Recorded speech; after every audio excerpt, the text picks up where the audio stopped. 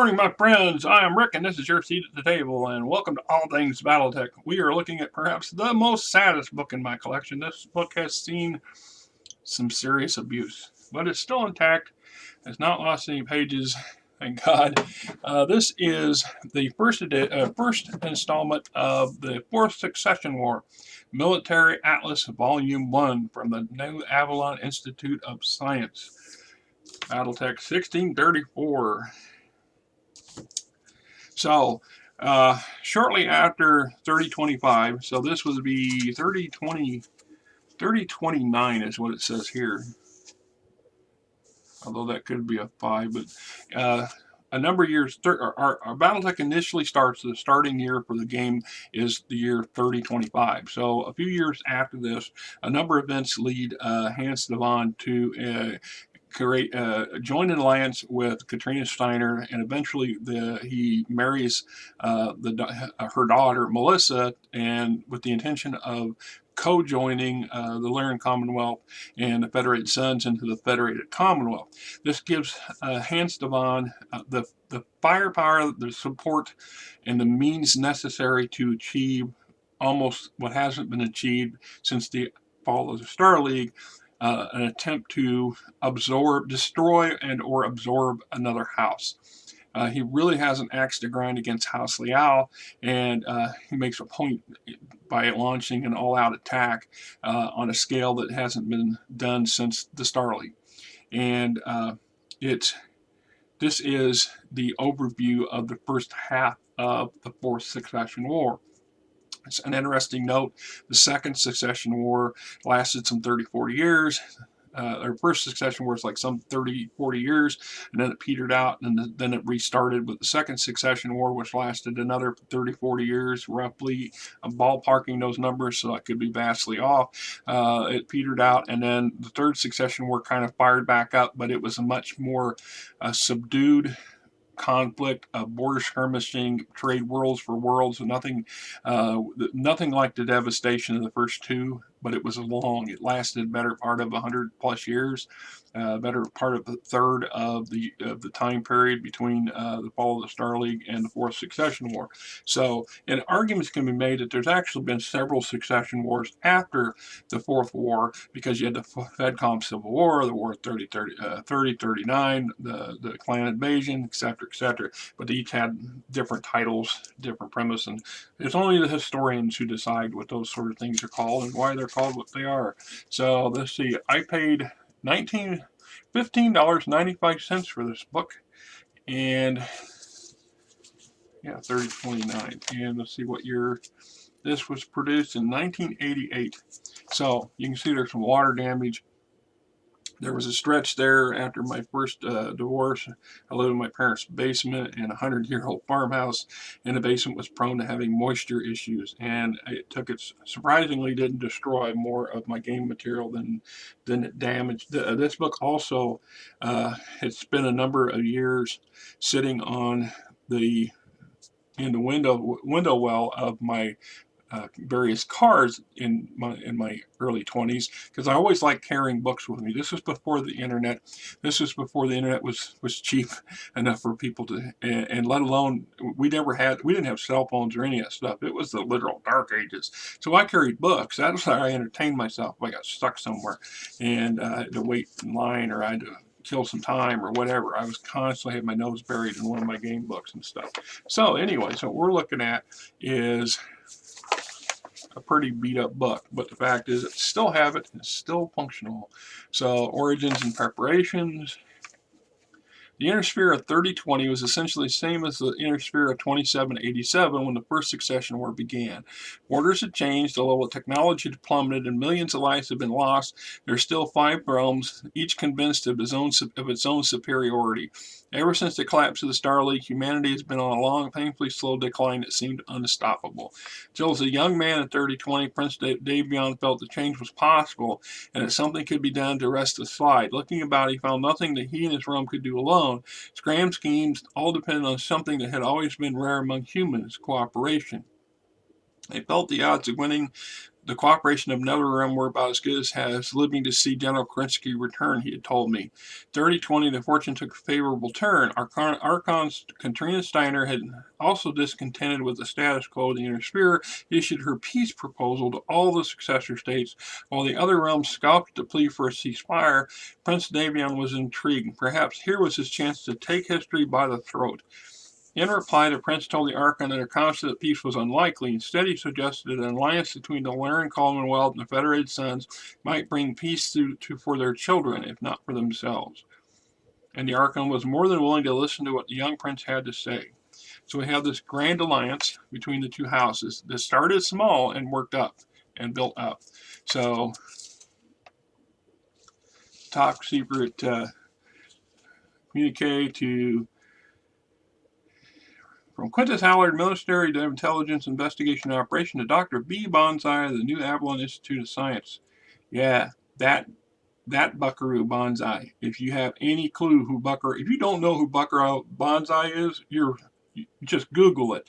You could see the movie. It's a kind of a cheesy movie, but the comic book series was also kind of cheesy, but it was very popular, and I always liked the concept of it. And you can actually see it on YouTube free with commercials. I recently watched it. That's why I know it's there. So, right. Anyway, so we got origins and preparations, military matters, Operation Galahad and Thor, Operation Rat. Obviously, I'm just doing an overview here. There's so much material here. You can devote entire videos to just sections of this. The Capellan Front, Operations Galahad and Thor, the first wave. Military authorities that characterized the Capellan Confederation the weakest and easiest to conquer of all the 5 successor states. While the Confederation was the smallest realm and had the fewest Battlemech regiments, they were still important reasons not to invade. One of the most obvious was the Confederation's compactness made it easy to move reinforcements from quiet sectors to wherever they were needed. Local militia units, while poorly equipped, could not be ignored because of the likelihood that many Capellan partisans would be willing to die in the name of Leal. Deviant intelligence experts estimate it would take months or years to subdue each Capellan world. Ernst Hanse felt the prize was worth the risk and the expense. First wave of Operation Rat attacked 9 Capellan worlds simultaneously. The first set of invasions had 2 main objectives, in addition to its tutorial aims: crippling the Capellan command structure and destroying its most powerful units. The target worlds were chosen as separate senior Colonel Pavel Rizek, commanding officer of the Capellan military, from Chancellor Liao. Prince and his advisors felt the colonel would coordinate the war from his homeworld, Tikhonov. And so we have our breakdown of the Von units, where their homeworld bases were at the beginning, and where they were at 3028, and then where they attacked on the first wave. So if we look at, for example, the elite first Deviant Guards RCT was stationed on its homeworld as New Avalon, and 3028 was at New Avalon. On the first wave went to Shensi, second wave went to Sisang, and then on the fourth wave, Kawach. So we can see where some remained at their home bases and operationals, and some were, and where they went and why, so on and so forth. So it goes on through the breakdown and all that information, and then we have each individual engagement. Said here, the Compeller Front. While the Chancellor returned to Sarnath, the Operation Rat could physically separate 2 military planners hoped the stresses of war might divide the Capellan loyalties. First, they would also pit AFS troops against 3 of the Capellan's feared House Mech regiments: House Idri, House Lusan, and House Fujita. With surprise on their side, AFF's marshals hoped to destroy all 3 elite mech regiments, significantly reducing Maximilian Liao's ability to defend his realm and clearing the way for the rest of Operation Rat. Orders were being passed by Pony Express system on courier vessels to avoid revealing anything to Comstar. Though effective as concealing plans, the system could not hope to keep up with the fast battlefield action. This meant commanders at the scene would have to develop a strategy. Invasion plans, some of them mapped out months in advance, were not carved in stone. The prince expected his marshals to improvise wherever necessary. If you've seen the video I did for Hanse Davion and its pros and cons, you'll understand exactly why. Of all the 5 houses, that in truth, it's only Hanse Davion that has the ability to truly achieve the goals that they set. for this conflict. In part, they suspected that Comstar was not complacent, or they felt Comstar was complacent. The Comstar was playing a double game, and they couldn't prove exactly what was going on, but they were suspicious of Comstar for a number of reasons. And over the fourth succession war, this born fruit and became concrete reasons for them not to trust. They had three options. They tried, you could code things and best you can, still use Comstar. But you're still dependent on Comstar, A, not breaking your code, B, making sure your information gets to where it needs to go, C, not sharing the other, that information with your foes for their own reasons, their own purposes. So the other option was, of course, using jump ships and having command. They call them like a Pony Express. You have a command circuit set up with jump ships pre-staged, and they would pass information back and forth along with men and materials much as they could. The downside with this is it still takes a much longer amount of time for information to get from the front back to the main coordination centers, the main command control centers, and then back to the front. Having a highly motivated, highly educated, a very competent officer corps, and knowing that you can trust your officers to do what's the best to succeed at the mission at hand, where many of your opposing houses are hamstrung. The Draconis Combine, their officers absolutely will not function well like this. They just don't have that. There's a few that would, but most of them, they're risking death or worse, dishonor. The Capellan Confederation, there's a trust issue. They have some really competent officers, but the lion's share of them are pretty well nailed to their position. They don't dare act without getting permission. If they do, they risk dying. It's a different form of dishonor, but this is a similar problem. When you look at the Free Worlds League, it's indecision and conflict and chaos. And the problem there is so many of the defending or of the military units within the House Merrick at this time are independently controlled or controlled directly by their regions and do not answer to or refuse to answer to the high command. So if the House Merrick's the Captain General orders this unit and that unit and a third unit to invade a planet, there's a potential that 2 out of the 3 won't do it. And this puts that third one at a very gross disadvantage, perhaps being destroyed. Now, the Lyran Commonwealth, Hanse Steiner, the problem isn't that their troops aren't competent. Their leadership are desk jockeys. They're social generals. And for the most part, they don't have. They're ambitious and driven for ulterior motives. So, turning these folks loose and expecting them to make crucial, well thought out, competent decisions on the fly from shooting from the hip is likely to fail. And one of the reasons that they did succeed as well as they did during the Fourth Succession War is because the years leading up to the Fourth Succession War saw many of the Federated Suns officer corps spending time with the Lyran Commonwealth officer corps and helping them get a grip on things and try to get a better understanding of how being a good commanding officer needs to be. Also, hoping some of their abilities and attitude would rub off on their Lyran comrades, but also the Archon Katrina Steiner quietly and sometimes not so quietly removes some of the worst of the social generals or sidelined them and supported the actual commanding officers with military experience to give them that support that they were lacking prior to it. So anyway, so we got the battle of the invasion of Albrand, invasion of Leal, St. Ander, Capellan Confederation, Styx, Sensei, overview. Reports from the front painted an unexpectedly successful picture of assaults. AFS marshals were pleasantly surprised. Surviving Capellan units involved in the first wave had, on average, lost nearly 1/3 of their forces, and many units, like the Cochrane's Goliaths, had been wiped out or had surrendered. Davion losses, on the other hand, were half of what had been expected. Pleased and optimistic, Prince Hanse authorized the next phase of the operation on September 15, 3028. On the Capellan side, feeling was a wounded relief. At the initial devastating invasion by the Federated Suns, the Capellan thought the worst were over. The Brest strategist confidently told the Chancellor Leal that more major invasions would be extremely unlikely. They assumed that the Davion jump ships had left the invasion sites to return to the Federated Suns for repairs, a common procedure. Even if Prince Hanse was preparing a second wave of invasions, the Capellan strategist said it would be a much more modest one and designed to support the initial 9 target worlds. They underestimated the number of jump ships at the Prince's disposal and was resolved to use them, even severely strained jump ships, from the first wave to strike a telling blow.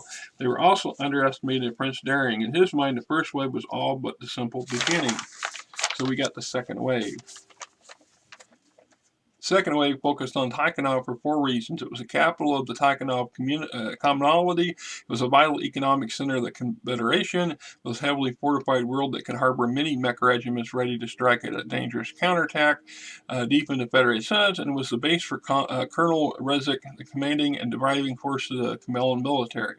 The AFS High Command thought that killing the colonel would make remaining Capellan forces apprehensive and less efficient because they lost their best commanding officer. Some Deviant marshals hoped the colonel would be captured alive, that he and his loyal forces could be convinced to lay down their arms. If that could be done, they would have a devastating effect on the Capellan Confederation. So basically, the entire Crucius Lancers were targeted at Tikhonov. So we got 6 mech regiments on Tikhonov, either guarding specific cities or acting as a molar reserve to move whenever needed. Since it was his home world and it was so important, Colonel Rezik substantially altered the plan's defenses. He was an admirer of the Federated Suns' use of regimental combat teams, which grouped armor and infantry regiments and a fighter wing around a mech regiment. 3026, he organized the plan's large militia, about 80 regiments in all, into battle group clusters. All right.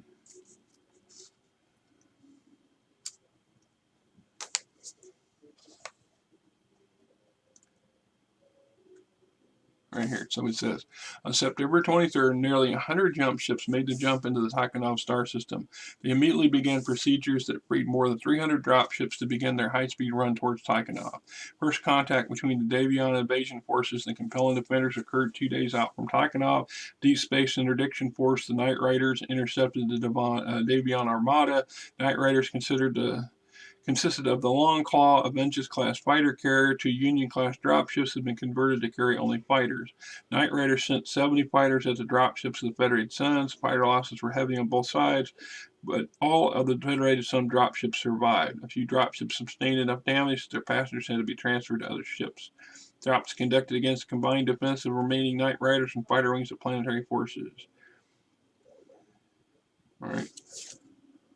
Yeah, because if you go back here to this section up front, and we can see second wave at Tikhonov. The entire Crucius Lancer regimental combat brigades and all their supporting. So the 1st, 2nd, 3rd, 4th, 5th, 6th, 7th, 8th regimental combat team and their supporting units all landed on Tikhonov. So you have literally 1,000 plus Battlemechs and tens of thousands of infantry and tanks and support vehicles and stuff being dropped on this planet. And defending the planet is six regiments of mechs, several which are elite or veteran, and over 80 conventional military units, infantry, armor, air support, artillery, etc. It was one doozy of a fight, and it takes up a whole section in here. All right, so we're not going to go through that well one by one, though. I said, down the road, like I said, literally there's years and years of material here. I could sit down and do individual videos on just these particular events, right? So you get the third wave. Strategic objective of the third wave was to cut off the finger of Capellan worlds thrusting into the Federated Suns by seizing planets for Ronel, Tribut, Arkner, and Tigris. Other objectives include the capture of more economically rich worlds such as Tigris and Jonathan, and defeating more of the Capellan's best units. 12 worlds were targeted for the assault. One of those underlying objectives that had been set out early on by Hanse Davion and his command staff was, while taking and holding territory is important, they definitely wanted to deny these resources in these population bases from the Capellans, but the real gist was grinding down and destroying, or dissolving as many of the House Liao's mech regiments as they could. So they actually would purposely target worlds where these forces were, and if they, as much information as they had, they would double down, they would triple down, they would land 3 to 4 times the force needed on a one-on-one. So they wanted 3 to 4 to 1 odds versus the defenders whenever possible, and they were targeting the core frontline troops as more often than not.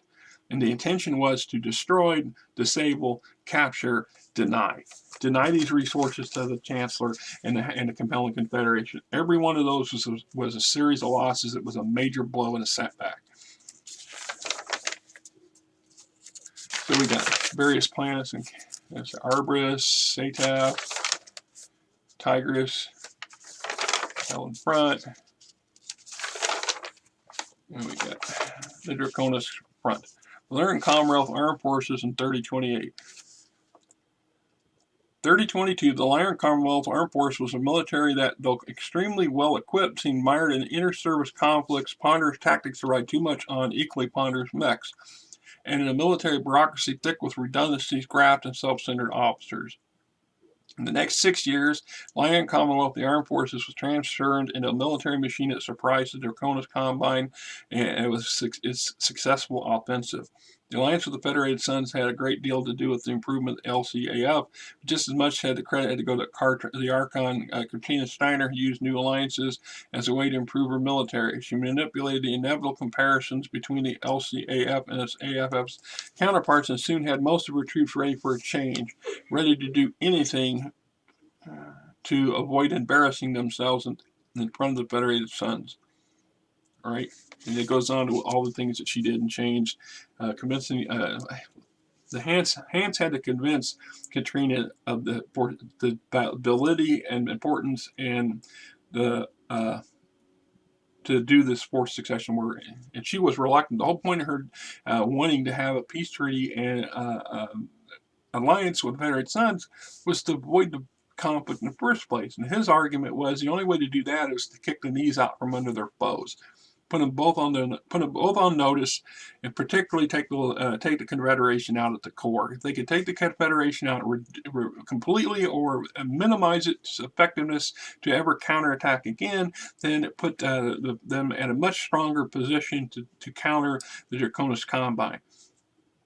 An interesting thing to note from my own personal perspective, had Hanse Davion attempted to do this to House Kurita instead of House Liao, the forced succession war would not have ended even remotely close to the success for the Federated Commonwealth that it had been. It would have been a mitigating disaster because House Kurita's troops and forces are not House Liao's. Now, Hanse Liao, let me get wrong. The Hanse Liao forces are competent. They're fairly well motivated. They're fairly well equipped. They got decent leadership. They're driven to protect the homeland. But the Kuritas will die to the last man, and then throw more men into the grinder. The clans find this out later, that this same philosophy, while devastating to House Kurita and the Draconis Combine, is effective for a good reason. They're also much more better equipped. Not want to say equipped, but yeah, just much more better motivated and trained. They are a warrior culture where House Liao plays at being a warrior culture. There's a big difference. The fact that the Lyrans had as much success as they did had more to do with shock and surprise, and then it had an inner house rivalry and conflict amongst the Draconis Combine's leadership than it did anything else, in my opinion. The fact that Kurita was obsessed with Wolf Dragoons and the loss of base and all that area, which in reality, as good as Wolf Dragoons are or were, the sheer power of House Kurita should have buried them. They didn't send enough troops. If they had sent 10 to 1 odds, that whole the whole Wolf Dragoon situation would have been a completely different thing, in my opinion. So, convincing the Archon, Operation Goddardong, I can't pronounce it. Designed by High Command of the LCF, many ideas come directly from the Archon, very different from the Hanse Davion Operation Rat. However, it was an effort to push the enemy back on a broad front instead of a deep strike invasion designed to split the enemy forces. Commonwealth also faced more and better mech regiments than the AFS. The LCAF attempted a more difficult offensive against a better opponent than the Federated Suns faced. The offensive succeeded well as it did is a testament to Commonwealth's strength. True. So here's what we've seen. Well, if you've seen the video I did for Hanse Steiner, the Lyran Commonwealth, we talk about the strengths and weaknesses there.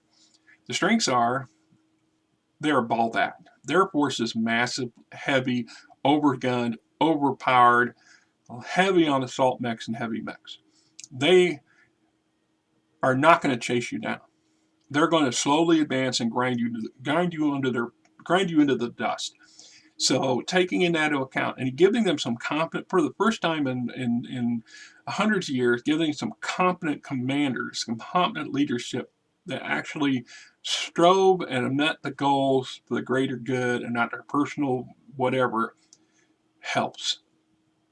By choosing this broader approach, systematically is what the LCAF was going to do to the Draconis Combine. We're going to take this, we're going to set this world and this world and this world, and we're going to pound on it and craft it until we grab it, and then we're going to hold it with a fist, and then we're going to push forward, and then we're going to do it again, and we're going to push forward, and we're going to do it again. So they took the Battlemechs mindset. They put enough forces on the ground to bull rush and bum rush and force the Karina forces back on their feet, back on their heels, and in some aspects knocked them on their butt, and then kept a steady, hard pressure forward. Now, they didn't gain nearly as many worlds and successes as the Federated Suns does against House Liao, but because the Karenans are a militant warrior-based society and have absolutely no qualms about pushing back. The difference was, pound for pound, ton for ton, gun for gun, the House Karita forces are lightly outmatched. You know, the grit, determination, and drive, they beat the Lyrans for that. But in sheer mass, firepower, and armor, no, they can't stand up and do a grind fest. They have to give ground and come back at them. So that's basically how that played out. And it still, at the end of the day, leaves the Lyran Commonwealth ahead of the game, although politics steps in, of course, and changes a lot of that, and that's a different set of scenarios. So we see the Draconis Front, Battle, the Harvest, Basilio, Murphic, Wheel, other early actions, Buckminster, Vega. They destroy the Prince Theodore's 14th, damn near completely destroy the 14th Legion of Vega and almost capture the Prince of the Draconis Combine, but they don't. Theodore Karita becomes both a rallying point for many of his generals on the Steiner front, but also as a counterpoint against his father's obsession with Wolf's Dragoons. He also starts to prove himself as being a very competent commander and leader. Very competent. This pays out later, much later, against the clans. So we got follow-up invasions and so on and so forth. The Free Worlds League. War with the Free Worlds League. When the Fourth Succession War wrapped, the Free Worlds League was surprised as the Capellan Confederation. Captain General Janus Merrick, under ruler of Waseki Alliance, Symbi and Donibus provinces, felt his realm would be the first to suffer because of the FC Alliance. He and his military analysts have spent months poring over the options and repeatedly came to the conclusion that the Commonwealth would attack them. The Captain General's fear of invasion is one of the major reasons he signed the Concord of Cap Davion, who loosely allied his realm with the Capellan Confederation and Draconis Combine. He eased his mind knowing he could call on the other two for assistance.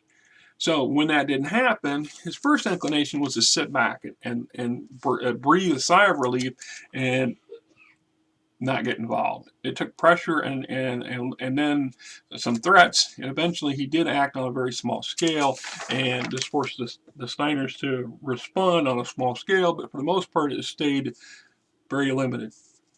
And then we got Federated Suns Front, Introduction, Wolf's Dragoons, and that whole area of conflict, Anger of the Dragon, Hero's Son, various battles that the Wolf's Dragoons fought against House Kurita, Mora, Combined Offensive, attacking Northwind, Federated Suns Front, an overview, fourth wave of Operation Rat. Objective fourth wave was to seize 11 worlds at, while not necessarily of vital economic or social importance, would further expand Hanse Davion's hold of the Confederation. The AFF's marshals felt that every world taken in this way would be yet another blow to Chancellor Liao's hopes for counterattacking and recovering what he had lost. Completely successful, the fourth wave would let the AFF focus on isolated Capellan worlds near Terra and eventual linking of the Federated Suns and the Lyran Commonwealth. 13 mech regiments and more than 100 infantry and tank regiments participated in the fourth wave. Though they'd been fighting for 4 months with only a few weeks of rest, all of the regiments were in reasonably good condition. So, one of the overall goals, of course, is if we're going to have a Federated Commonwealth success to be a joint organization or joint entity, they had to be connected, and the initial connection point was Terra. There was very small, very tiny corridor between the Federated Suns and the Lyran Commonwealth, and in part the conquering of the Capellan Confederation is to expand on that. This is also one of the reasons they attacked some of the worlds of the Draconis Combine in around the Terran corridor, and later would attack into the Free Worlds League for the same purpose. The idea being is to widen the space, to give them a bigger connection, a bigger highway between the two, and with some success. Fourth wave, Call of Trees, other actions, Operation Respite and Ambush. The reason the AFS did not find any of the first-line Capellan mech forces waiting to challenge in their fourth wave was because Chancellor Liao had withdrawn his troops from those worlds and others in late December. He wanted to prevent these troops from being cut off from the rest of the Confederation. He wanted to use them for an ambitious scheme to cripple the Deviant offensive. Go on and so forth. Yeah, that didn't work out well. And one of the reasons it didn't work out well is because one of his top analysts was actually the, quote, displaced son of Quintus Allard, the head of Milo, and turned out to be a deep-seated spy who was actually helping the Capellans lose, or interfering in many ways. It's very deep and interesting stuff. So we got Operation... We got Sandwich and Samurai, Cramwich, the Salt. Like I said, there's just so much stuff here, right? It's just crazy how much information. I really enjoyed these books immensely, and I read them a lot, right? So, postscript. As I wrote the introduction to this book, I was under the delusion the Fourth Succession War was winding down. I started history of the war without realizing the final chapter could not be written. The Capellan Confederation had lost almost half of its realm and many of its best regiments. The thought of House Liao could fight on was beyond its comprehension, but fight on they did. And their persistence, along with the gains of the Free World League and the Draconis Combine, and any hopes for peace. The war continues with many frightening twists and turns. I've already been contacted by the Prince Hanse to continue chronicling the war, find both the idea compelling and distasteful. I do want to chart the amazing events that have changed the complexion of war. On the other hand, I had thought I was done writing about the misery of war. I only hope the Fourth Succession War is not a trilogy. Dr. B. Bonsai. I'm going to get acknowledgments. Unit organizations. Battletech conversions. So these have been the units for creating Battle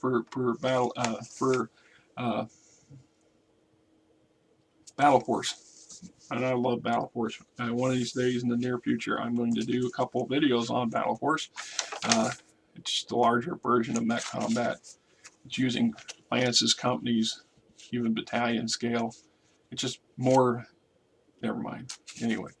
We got the typical Motorized Infantry Regiment, typical Armored Regiment, 4th Davion Guards, Davion Light Guards. So basically here is, this would be all the units in the little unit pieces. I'm going to have to get one up here on the table because I can use it for references.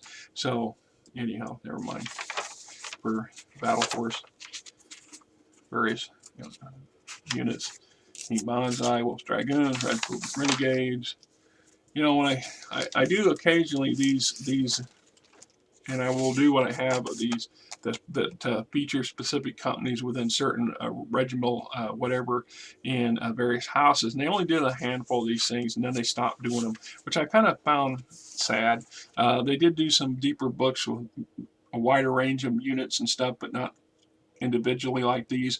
I wish they had done more of these, but more focused on the individual regiments, because there's so much of wealth and information that could have been available for this stuff. It's just my personal opinion, and I understand you can't be everywhere and do everything all the time, no matter how much we would love them to do it. So anyway, like I said, that's the first half. So we'll give you war. I gave you the Capellan Confederation. Husband and honorable marriage. In addition to this cake, I give you a regiment of Battlemechs, the means to support them in perpetuity, spoke Melissa Steiner of the Lyran Commonwealth after her wedding to Hanse Davion. I thank you for the gift, beloved, began the Prince of the Federated Suns. He lifted a piece of cake in his right hand. Wife, in honor of our marriage, in addition to this morsel, I give you a vast prize. Here, my love, I give you the Capellan Confederation. Wedding vows were taken, alliances were made, and the forces of Davion launched an all-out assault on the Capellan Confederation. All-out war and an interstrip soon followed, beginning the cataclysmic struggle of the Fourth Succession War. This history examines the war in strategic terms. The campaign, the tactics, and the battles compiled from reports by the commanders and MechWarriors themselves. Full-color maps depict the movement of forces, battlefield terrain, and the cities and other objectives they fought for. Battle force statistics are included for over 30 key regiments, such as Wolf Dragoons. Hundreds of Battletech engagements can be generated from these stats using the simple conversion table. Fight the battles of the Fourth Succession War. And so this is that. And I have part 2. This is in much better shape. Didn't spend as much time sitting in the back of my car, but will be a video for another time and another day. Till next time, this is Rick, and I hope you guys enjoy the great weekend.